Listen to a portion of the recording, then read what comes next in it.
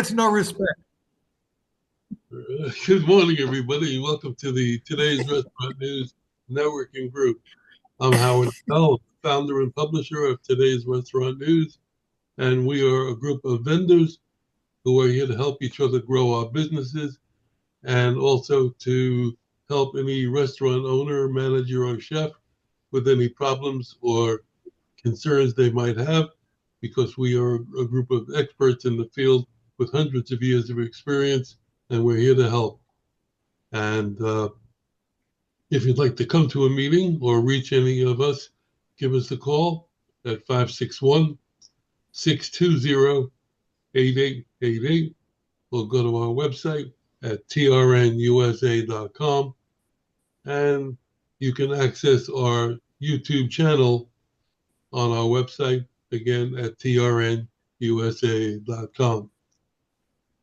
Well, good morning, everybody. And we have some new folks here today for the first time. So I'd like to introduce them. I'm going to go ladies first. Cassandra Stock. Tell us who you are, what you do, where you're located, and how we can reach you. Sure. So as I said, my name is Cassandra Stock. I am new to this group. We just kind of found out about it. I am with Food Truck Owners Expo. We are a brand new trade show launched last year for food truck owners. So it is very much a growing market, as I'm sure many of you know, and we are just looking to come here to learn, to see what we can, how to help owners. We have, my company's been in business for a very long time. The show is brand new. But we are located this year. Our show will be in Las Vegas and Edison, New Jersey, which is just as exciting as Las Vegas. My company is based out of Las Vegas, Nevada. I am in Maryland, though, so hence why I'm up early. But yeah, so I can be reached at, I don't know if you want email or cell phone or whatever you do, but it's Cassandra@ftoexpo.com. So the show Edison, New Jersey isn't exactly a thriving community. It's beautiful. Oh yeah. just like Sea Caucus. Yeah, but there's a lot of people in that little spot. My mom used to live in Edison. Yeah, I'm excited about it. We last year were in Houston and Orlando. So this year's Vegas, New Jersey. Next year's probably the Pacific Northwest, Midwest. So we know we got to go on the road for a little bit until we find homes. So, but who are the people that exhibit? Anyone that helps food truck owners, which is surprisingly hard. I have spoken to a lot of companies that are in the industry, but they don't help food truck owners because they don't order 5 million pounds of flour in a day. So I'm always constantly looking for suppliers that actually work with food truck owners, want to help food truck owners, because they are desperate to find companies that will work with them on any of their needs, from the truck, the restaurant, to the business. And that is our goal, is to help them, because there's no event out there for them to go to that will help all three of their aspects in one fell swoop. They would have to go to 3 different trade shows to reach those 3 needs. And so we launched last year, and it's with massive success. It was very scary, having a pipe dream and having it come true, which is awesome. So we're excited, and the owners are excited as well, so which is really cool. Vegas registration's going phenomenal. Hey, Cassandra. Yes, sir. Have you ever heard of Prep Kitchen? I'm not sure. Is that a commissary or is that a? It's a commissary, but that's where you'll they started here in Atlanta, at 285 and 85. And they are commissary where these food truck owners or food trailers will rent a space from them. The one there has about 150 locations, 50 food trucks. They just built one in the South Atlanta. There's one in Houston, I think Dallas, and they just opened up in Phoenix. Oh, okay. They're looking to open up in Charlotte and further north. But Howard knows who they are, but it's called Prep Kitchen. When I get your contact, I'll send you the contact over there, and you can reach out. Yeah, that'd be amazing. I just teamed up with BLT Kitchens out of Phoenix, and they have a couple as well on the commissary side. We actually, when we did the 2 years of market research, every single food truck owner said they would never travel to our show. It had to be in their backyard. And we had 40 states come to Orlando and 28 states come to Houston. So everyone lied to me, which is wonderful. So it's very helpful. So it's been really, the response has been great. The hardest part is actually finding suppliers that want to work with food truck owners, believe it or not. I know somebody down here in South Florida who holds food truck rallies Oh, in different locations around the state. okay. Yeah, no, we're reaching out to anyone and everyone. We know we have no street cred yet, or a little bit now. So we've teamed up with companies that have, and we've met with Bill Moore is my biggest celebrity. He has 75,000 food truck followers that are in his active food truck training group. And so he's my big celebrity at the show and really helps us out as well. So we're doing everything we can to make this an event for owners and for suppliers that work with them to get the right connections for both sides. So sorry, Okay. ramble. Could you put your contact information in the chat for me, please? Oh, sure. Because I don't have your name and your phone number and all that. Okay. You said you were in Maryland, right? I think we have somebody else from Maryland on here today. Is that Elan? Hi, Howard. Great to meet you. Hi, nice to see you. You're in Maryland, right? That's right. Okay, so tell us all about yourself. I'm Elan Becker. I own a company called the Concierge Accountant, which works with anybody in the food and beverage space. That could be food and beverage companies, restaurants, consumer products, as well as e-commerce companies with all their accounting and tax needs. I'm also a virtual CFO for companies. And one of the things that I've noticed is that a lot of restaurants are not getting the time and attention that they need and deserve from their tax advisor. And my company's here to change it because we only work with 20 clients at a time, and every single client gets a 48-hour response time guarantee, or the next month's free of charge. And especially when it comes to running a restaurant, a lot of people know how to cook, but not necessarily understand the numbers. And I help restaurant owners guide them with their numbers that they're always on point, especially with prime cost, because anything above 60 is the kiss of death for restaurants. Prime cost plus 60. So I'm here to help to make sure that they can be as profitable as they can. And I also have done the research where I'm confident I can get most restaurants to a minimum 20% profit margin. And how do we reach you? Well, the way you reach me is I have my booking link. Wait, whoopsies, hold on a second. I have my booking link here, so I'm going to put that in the chat. But tell us, when people in the YouTube world. Yeah, this is my booking link, and they can also reach me at Elan at theconciergeaccountant.com. So that's Okay. Those are the best ways to reach me. All right. Very good. Welcome. Thank you. And an old friend, Tom Thornhill, is here this morning. Yes, here I am. Pretty pumped to be here. Howard, I showed, my name is Tom Thornhill, by the way. I am with Dreams Business Resources. And I'd been here before, and I showed Dreams YouTube video of what you guys do in this meeting. And they were pretty excited because with Dreams, the highest earners in the company are people just like the people on the meeting here right now. They're folks who call on businesses as their first job and then introduce Dreams to their clients as the second job. Now, they call it, hey, there's money in your client base, monetize your client base.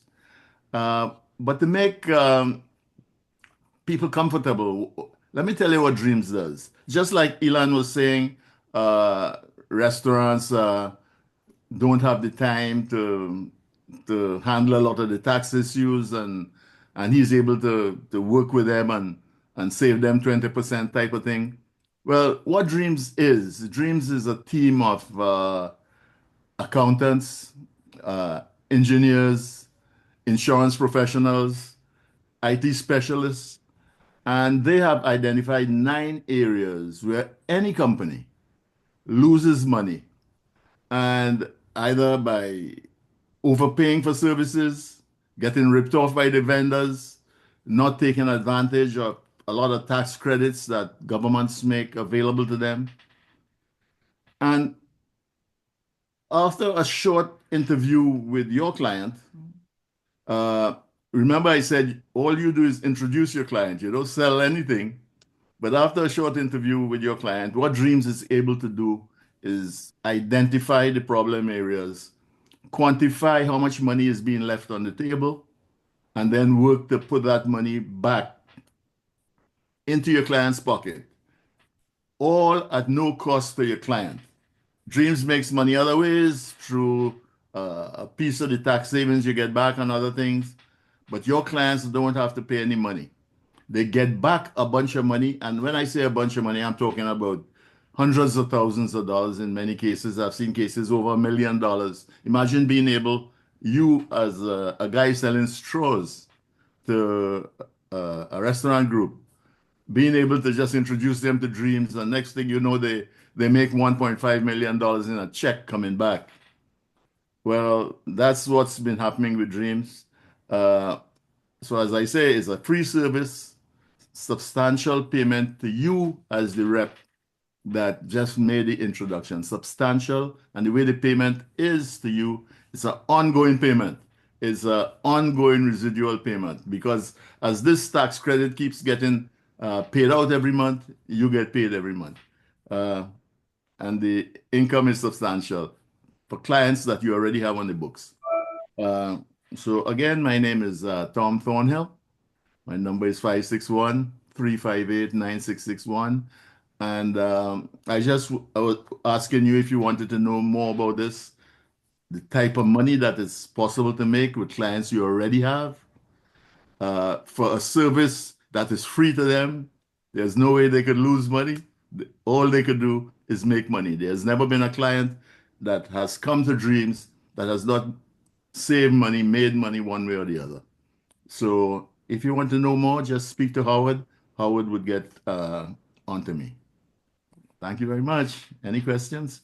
Yeah, I want to add to Tom's point, which is that one of the biggest ways that restaurant owners bleed money is that they don't actually pay for their inventory the right way. So a lot of times what I've seen is that they're getting the invoice from the suppliers and they're not even negotiating the terms. I mean, they could probably easily get like net 30 if they want. And then I have a special way of kind of sandwiching credit where if they pay for the items on net 30, let's say they have something like Ramp or Flex for their accounts payable, and then they structure that on top of that as like net 30, net 60, they could actually get additional 90 days to pay.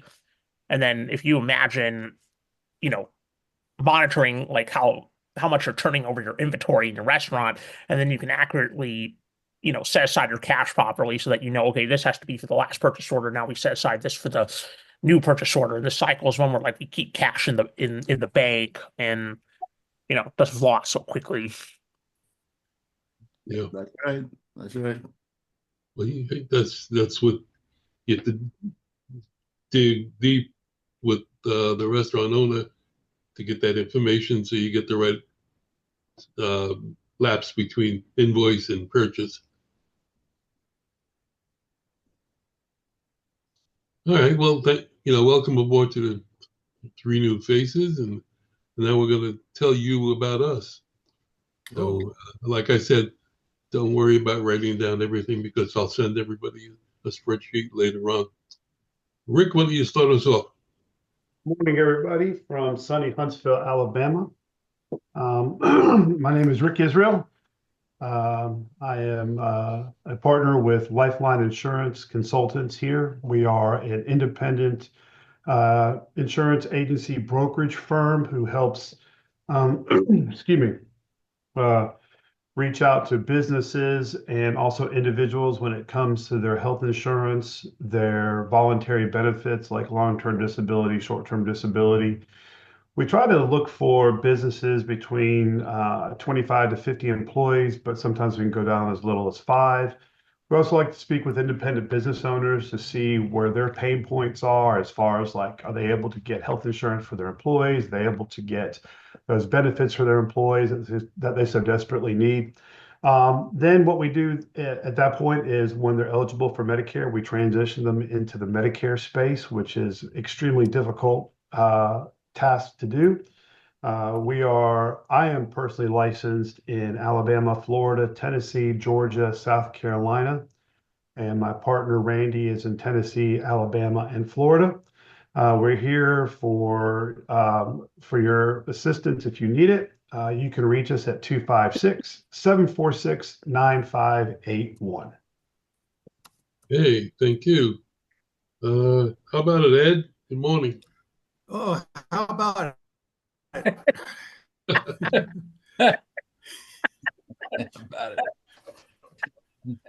I'm all set. I'm ready to go. My name is Ed Gerton with Seacoast Sales, located in sunny Orange Park, Florida, which is just outside of Jacksonville. We are an equipment supply company that specializes in frozen dessert equipment. So we have display cases for ice cream, pastries, and grab and go from ESA, GTI Design, and IFFY. We have blast freezers. We have hardened cabinets. We have soft serve ice cream machines from Carpigiani and batch freezers from Carpigiani and BGI Industries. You can reach me at 904-334-4489. Have a good day. Hey, thank you. Brian, good morning. Morning, everybody. It's Friday.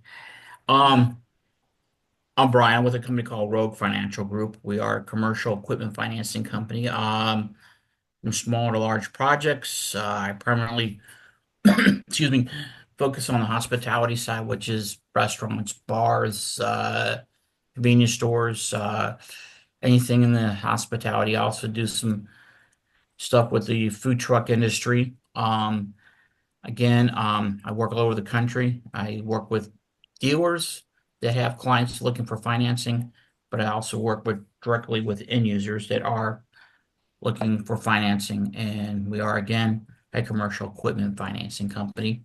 Again, Brian with Rogue Financial Group. I can be reached at 404-723-7222. Thanks. And glad I didn't have to fall after Chris. Sorry.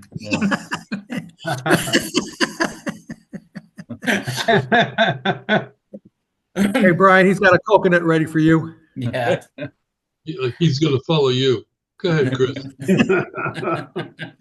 Good morning, everybody. Chris Kaufman, Restaurant All-Stars, providing restaurant talent for small companies, large companies, medium companies, and been doing this wonderful work since Monday, April 6, 1981. We just had our 44th anniversary, and that's right. I guess your invitations got lost in the mail. But So you're doing this since birth, huh? primarily work to find talent, always salaried situations as opposed to hourly. We currently have a director of operations opportunity over in Sarasota and also up in Atlanta, a general manager's opportunity, a corporate chef opportunity in Atlanta, and also working in the Orlando market as the way these opportunities evolve is that over time, people who have been placed by me will call back and say, listen, we need XYZ at my company, and I appreciate the help that you gave me a couple of years ago. So we look to bring quality talent to the people, and we're always on the lookout for quality talent as well as companies that are looking to increase their human capital. Chris Kaufman, Restaurant All-Stars, conveniently reached at 404 All-Star, 404-255-7827.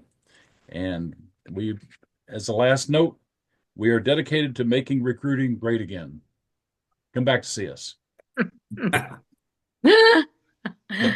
I have a crazy question. What's the average length of time an executive chef stays with a company? Any idea? An hour and a half. Well, it's a case-by-case basis, because I've seen it's as long as a person continues to feeling like they are growing in their craft and have the opportunity to grow and have the support system to support that growth and the support system to allow them to grow, they can have a good long tenure.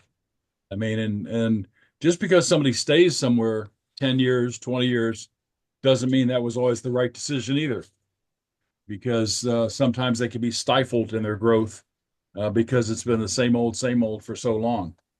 I wish I could do this with an actual mathematic formula, but it's amazing to me how many times a person will be at a place for 10 years or longer, and the next place they go to, it's like a year, and they're off to something else because whatever allowed them to say 10 years didn't quite work at the next place.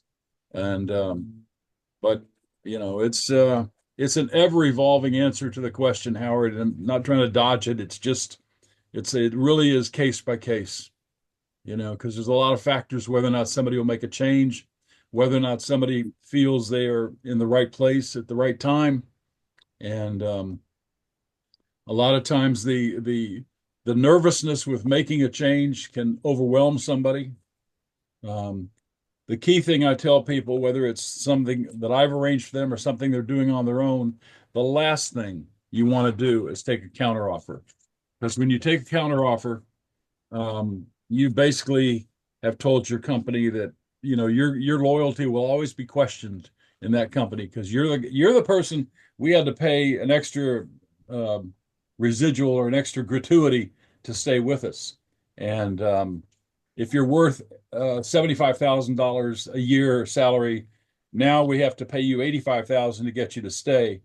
And that only happened because you came and gave your notice. It's a kiss of death to accept a counteroffer because the reasons you wanted to leave in the first place are probably still going to be there. It just and the numbers don't necessarily change that. Now, if they pay you that $10,000 in one day to stay, hey, stay. But that never happens. It's always spread out over the course of a year or whatever. But the reason to make a change is because you can actually have more professional growth and also professional accolades to get more out of your life and your career. But it's not always the best move to make a move. So case by case. Okay, thank you. That's more of an answer than I expected. But good, it's good information. Mm-hmm. I have another question on top of that, but I'll hold it another time. Andrew, good morning. Good morning.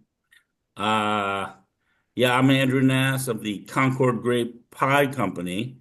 But after hearing Tom's introduction, I may be switching over to straws. I mean, if I can get a $1.5 million check in the mail, I'll look into the straw business. Things are going well with the Concord Grape Pie business. We've every week we open a few more doors, and we've successfully gotten into a country club now here in Boca Raton. Yeah, I should mention we're in Fort Lauderdale, Florida area, and the chef there, the executive chef there, is a super nice guy, and it's our entrance into the country club world. He happens to also be the vice president of the Palm Beach chapter of the American Chef Society. I may have those words wrong, but he heads up, he's the vice of that organization. And he invited me to go to a meeting, which already happened. I already attended that meeting, and I was able to mingle and meet and exchange business cards with 80 chefs and restaurant owners and people in the industry. It was a fantastic opportunity for me. And next month, their meeting they will allow me to set up a booth and show my products. And so again, I'll be, as you all know, we go to farmers markets and present our products to the public. But this time I'll be able to present them to chefs and buyers. And so, me and my dad are very excited about that. And so we're working on that and coming along. And Yeah, Cassandra, maybe I got some questions for you about the food truck industry, and I can give you a call after the Zoom meeting. But maybe there's some business we can do together.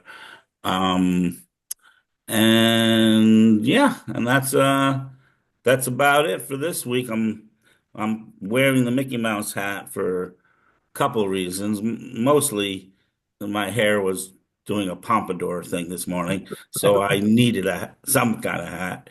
And I saw the Mickey Mouse, and it reminds me to have fun while I'm doing my job, and while at one point we all chose to do what we're doing, so you might as well have fun while doing it.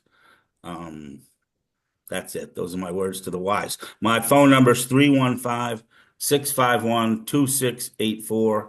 And my email address is concordgrapepie@gmail.com. Thank you. Thank you. Let's go to Jeremy. Good morning. Hey, good morning, everyone. How are you? Sorry I missed last week. My name is Jeremy Carson. I'm with Worksite PEO. We are based out of Northport, Florida. I am in Jacksonville. So I cover all of Northeast Florida to the Panhandle, all of South Georgia. I even take some of the other states above there, but that's what I'm focusing on now. I'm also all the way down to Daytona and Gainesville. Just want to give a quick success story. Last week, we signed a French restaurant in St. Pete, a colleague of mine. And something I never touch on is our HR services. So this guy's from France.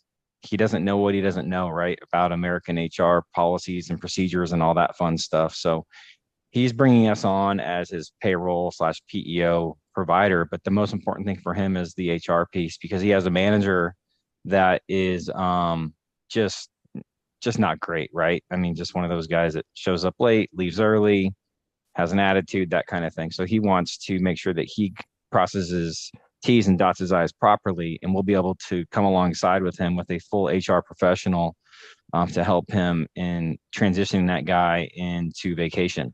So we'll be helping him with that. The other great thing he loved is that he had no idea about the FICA tip tax credit. We're going to process that for him for free. We're going to give it to him as a quarterly credit. We're going to front the money because we'll be able to audit the payroll every week and figure out what the credit's going to be at the end of the year. We will file that for him, give him a 100% invoice credit towards us. So essentially, he's not going to pay for his services through us. He's going to have a little bit left over to cover part of his workers' comp premium. So we're creating margin for him and helping him transition someone into permanent vacation. My phone number is 904-295-5110. My email is jeremy@worksiteemployee.com. That will be changing here in about a week.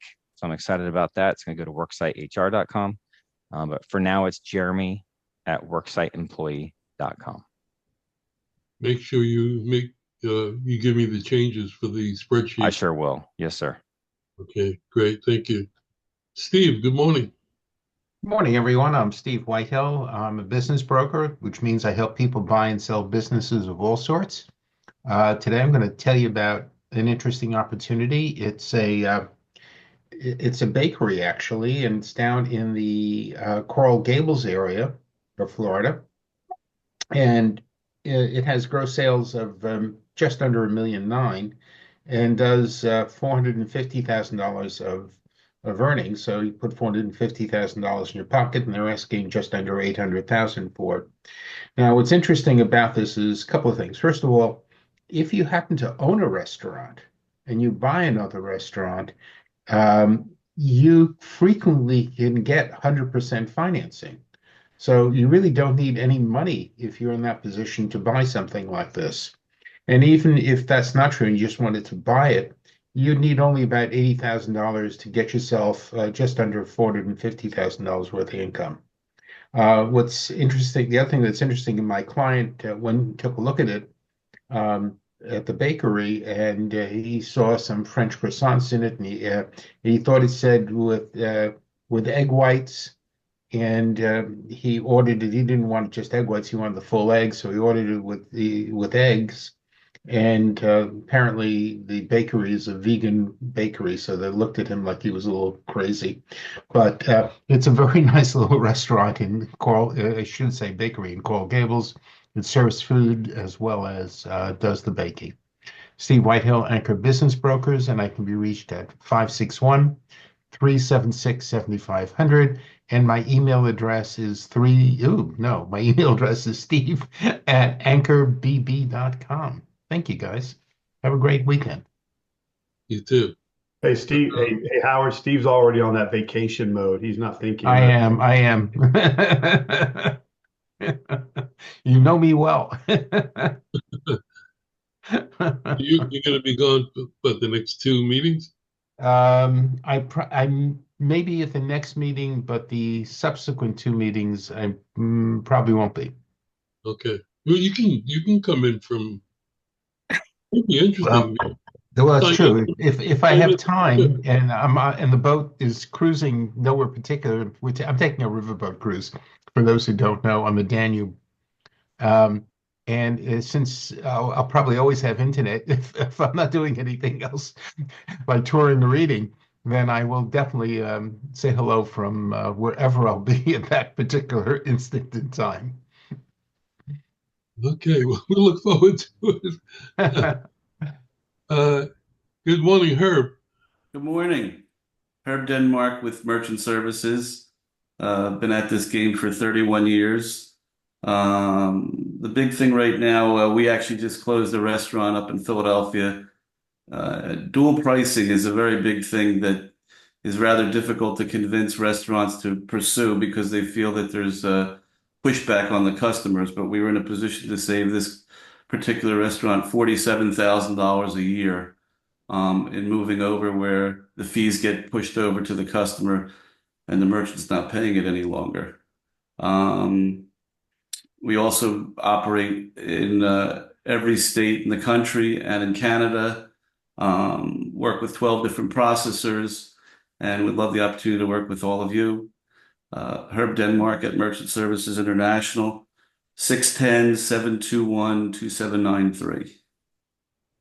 I have a question for you, Herb. So with the credit card processing fees, when you say that the customer's paying it, are you saying that when the customer gets the bill, there's probably some sort of credit card surcharge on the receipt, and it's like, let's say it's, I don't know, 4% or whatever the interchange fee is, and then the customer pays that, and then like you're offsetting, any interchange fees that come with the payment processor? Correct. So if the bill's $100, they're either handing them $100 cash, or when they hand them a card, it's going to be $104. The $100 goes to the merchant, the $4 comes to the processor. So they're getting their true net number that they've been looking for. Interesting. Yeah, Terry and I went to eat at a restaurant this week, and they have a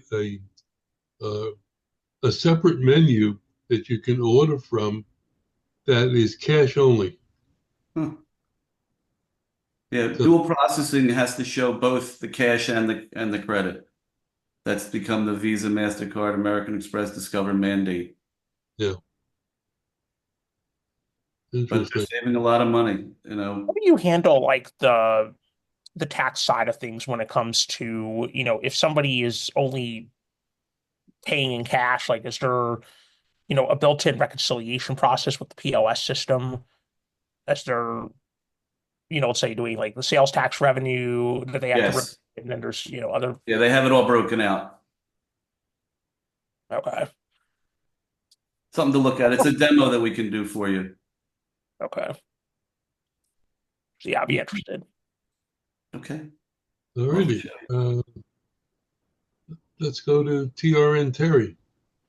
Hi, everyone. Welcome all of the nice new faces, and happy you're all here. What I do is find what's opening all over the entire state. And this is one gigantic state. If you go down from Key West and you travel all the way up into the Panhandle, all the way across, let me tell you something, that is one long drive. And there are a lot of restaurants coming. One closes up, there's another one right behind them, ready to come in.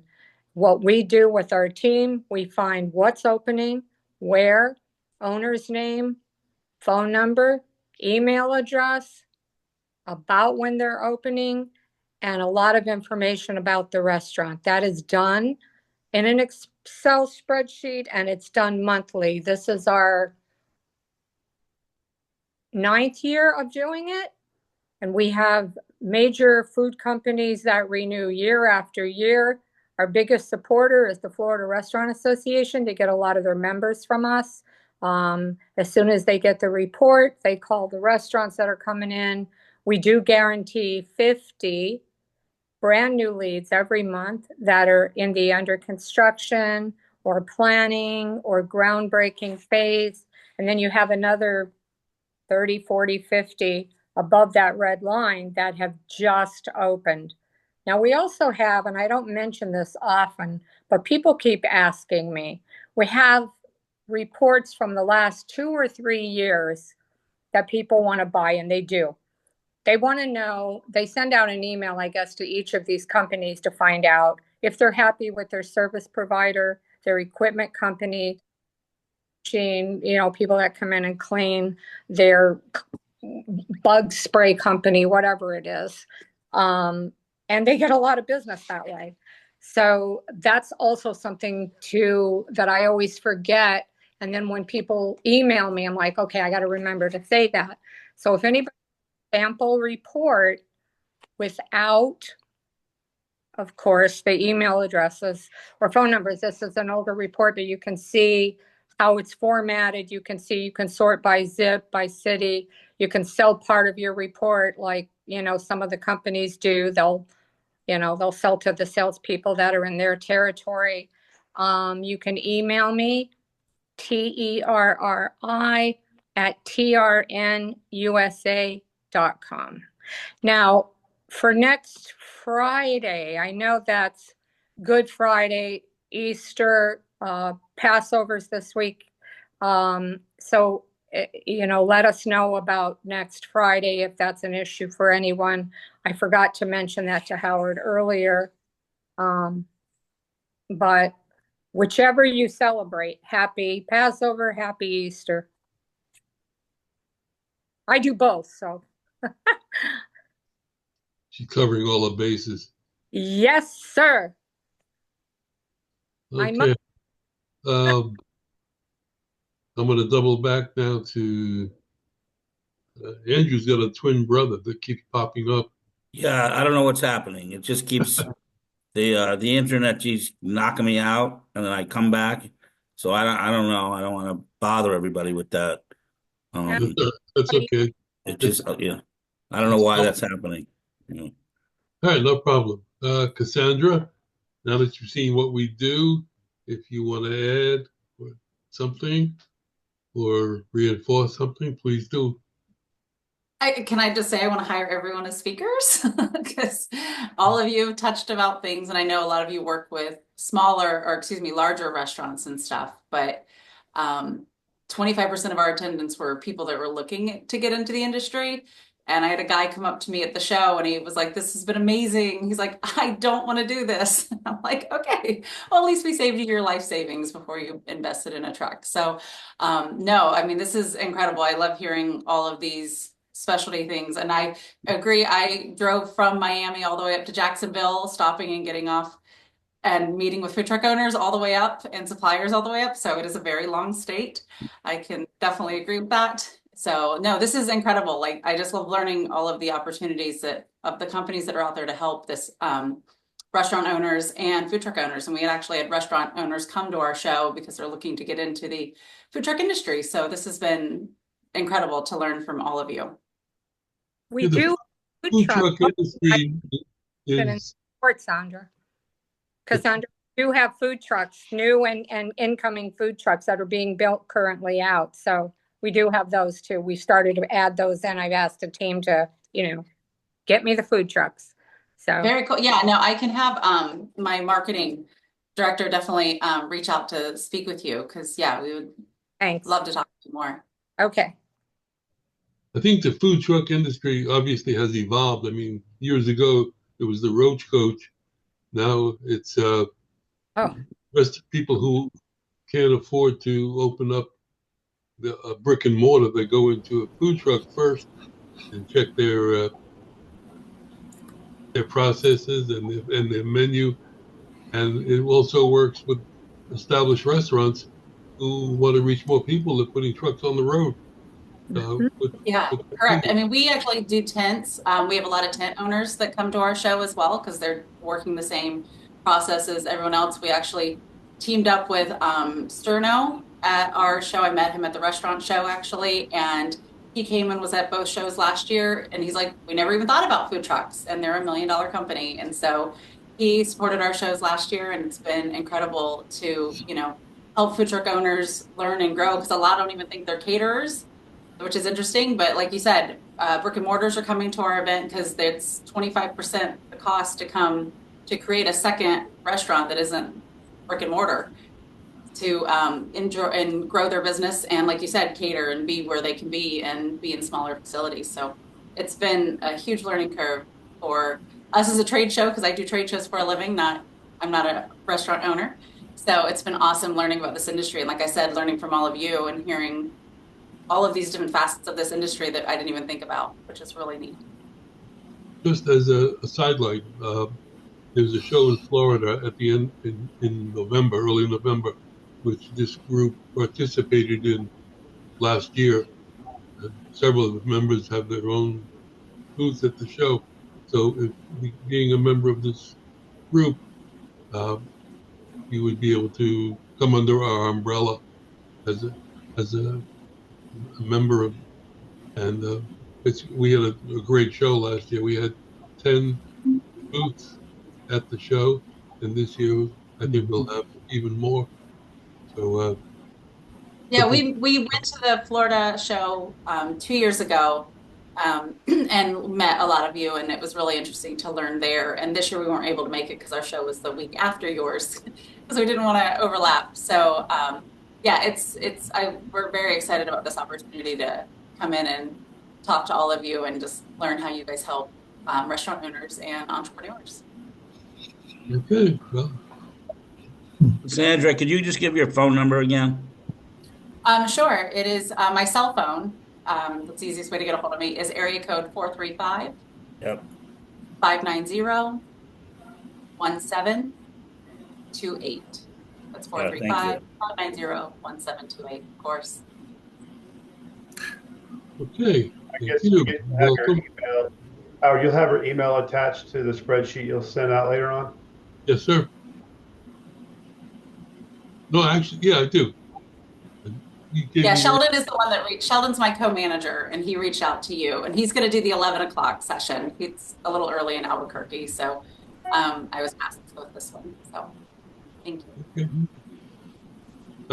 Elan, you want to add anything or change? Yeah, I want to add that I'm an enrolled agent that's admitted to practice before the IRS, so I have unlimited representation rights, the equivalent to a CPA, but I only focus, on tax, at least in that area. And I'm also able to offer tax resolution services. So if any restaurant is having back tax problems with either the state government and federal government, I can, help them out and achieve the resolution they're seeking.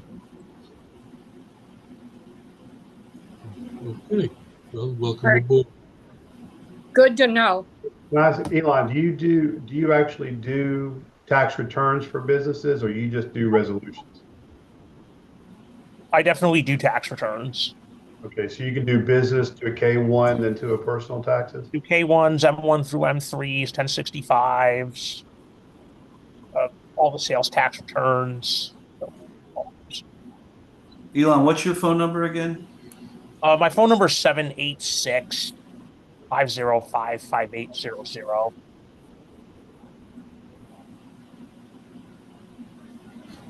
You're in Maryland. Why do you have is that a Texas flag behind you? That's because I'm relocating Oh. a little bit later this year, but also I'm from Fort Worth. Oh, okay. I was about to say Maryland and Texas. Maryland is kind of a temporary stopover for me. It's not a state I want to live in, but kind of have to live here for various reasons. So the sooner I can get out, the better. I used to live in South Florida. That's what people don't know is I used to live in Fort Lauderdale, so I'm very familiar with the area. That's why you have 786 area code. Yeah. He's in the witness protection program, and this just Actually, Howard, I got one better. Elan, that was my thing about Alabama, but I met my wife here, so I'm just here. Yeah, no, it's definitely it's gonna be interesting. One thing I want to ask people that are here is that if you know of restaurants that already have an accountant that's working for them, I'm trying to get I wanted to ask like how they rate the relationship with their tax advisor, just because I've talked to a lot of other business owners in different industries. One thing that people say is that they wish their CPA was a lot more responsive and that they're not getting back to them, they're late. And, for me, like part of my business is like putting an end to that. So I'm just wondering kind of what a typical experience is for a restaurant owner. maybe you'll get some response from the YouTube audience. Well, I could tell you, Elan, I'm a CPA myself. So, and in our dreams business, that's why the business is so successful, because basically a lot of the things we do, CPA, the company's CPA are the ones that should be doing it, but they're so busy doing taxes and other stuff that they fall pretty short when it comes to helping the employees, helping their clients do the things that you do. And someone else spoke about being able to help the restaurant save $47,000 just with one strategy. And CPAs should be doing a lot more of these things. So we have a lot of CPAs on our team because they're very glad to give us, when they understand what we do and how much money their clients could save, they're glad to have us work with their clients because they don't have the time to learn all the strategies and stuff. So that's how it is with most CPAs that we've been able to meet. Yeah, let's connect afterwards. Yeah, okay. We'll do that. I'll call you. So, Tom, you want to add anything that? I sent you a video, Howard. Okay. And the reason I sent that video is that I wanted to say something about it. It was so crazy, and I wouldn't have said it. I'm almost embarrassed to say it, but the guy himself spoke about it. So I say, hey, let me send this to Howard. So it's not me saying it, but this is just a little story of a guy. He lives somewhere in Missouri, and he's an insurance salesperson. And he went into about 4 months ago. He joined Dreams, and he went into a store to buy fertilizer. And he started talking to the owner of the store, and the owner of the store told him he's a farmer, that he has his own farm and stuff. So there's one of the strategies we have that's pretty suitable for farming. So he told the guy about it, and the guy signed up with Dreams, and he saved a bunch of money.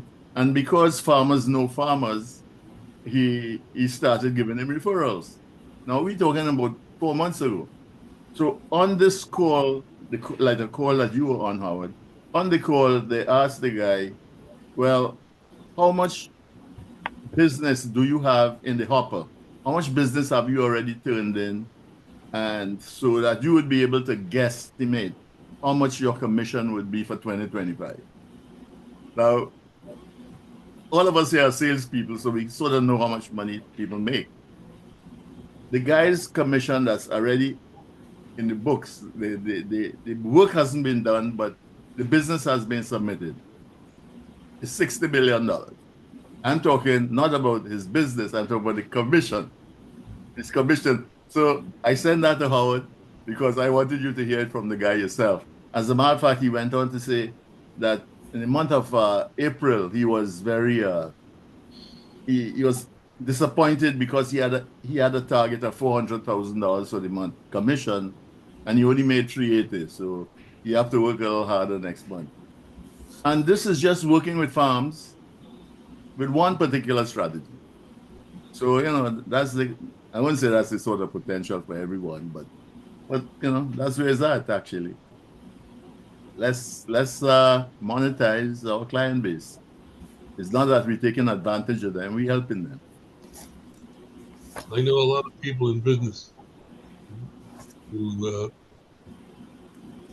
how do I say this? They provide fertilizer, but they're not selling fertilizer. Yes. It might wind up as fertilizer. All right. Anybody else have anything you want to add to what they said?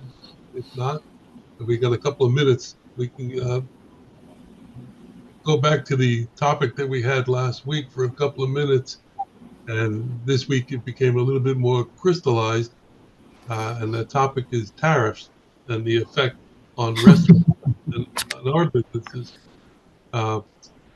As of yesterday, the tariffs have been dropped to 10% on most countries, except for China. And so what effect do you think it's going to have currently for the next 3 months on restaurant trade? I know Ed was all up about it. I'm curious. Well, When you're done, Ed, I see what's going to happen to the food truck industry because it's becoming really big. here's what I'm going to look at, Howard. How many, at all these trade shows, how many businesses are from China that were at those shows? Lots, right? I wonder if they're going to show up at the NRA show coming up in May. Ooh, that's a good point. Can they even get their stuff there? Who knows? I think at NAFEM, I did talk to one of the people, and if I could understand what she was telling me, that they basically live in this country for 6 months a year, and they just go from trade show to trade show to trade show. From China? The booth, yeah, some of the Chinese people. Just this one booth. It was I don't know what they were selling, pots and pans or whatever. But I talked to a female there, and she said she's here for 6 months, and she does is go to trade shows every other week. That's what she does.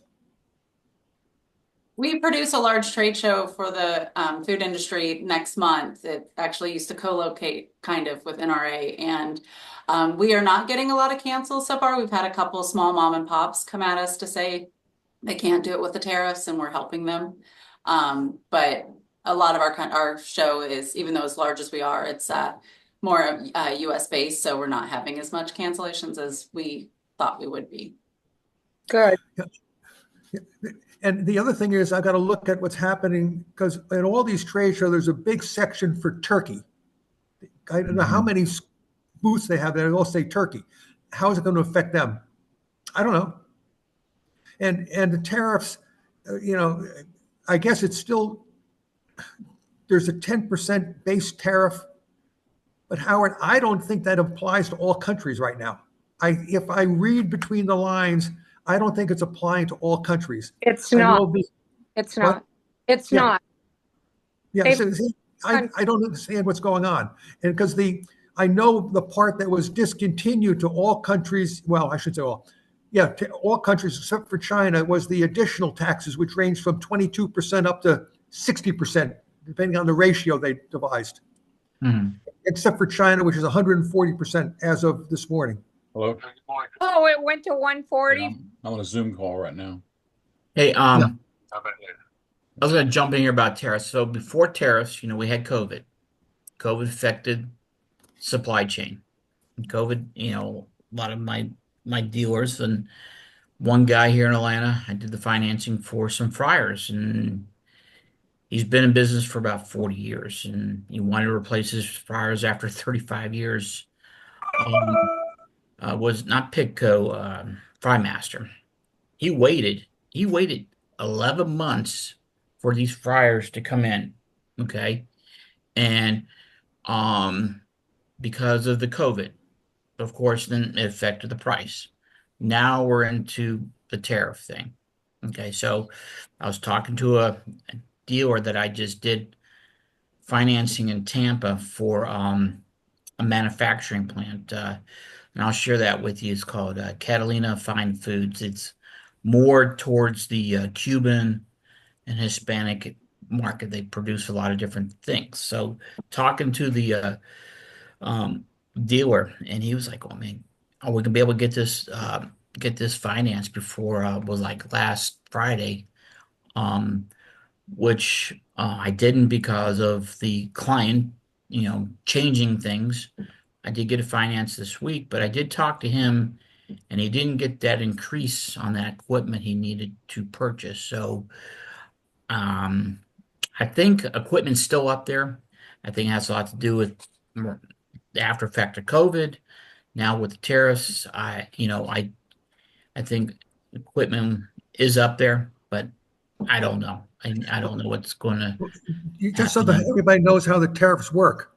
If a European company sends me product and I buy it from Europe, the Europeans don't pay that tax.